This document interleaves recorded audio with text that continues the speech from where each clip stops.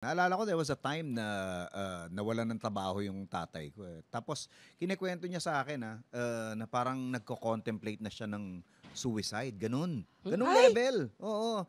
Nasa 4th floor kami ng tenement, eh. Tapos parang iniisip niya habang nakadungaw siya. Tapos, nung nakita niya na may construction na ginagawa, may mga nagbebenta ng mga kung ano-anong sa malamig So ang Mhm. ginawa niya with his last remaining money, bumili siya ng melon, Mhm. tapos ginawa niyang melon juice. Oo. Tapos bumaba siya, tinanong niya yung presyo nung nagbebenta doon at nung sinabing parang 50 centavos yata o ano, ginawa niyang 25 centavos. Kinutthroat niya.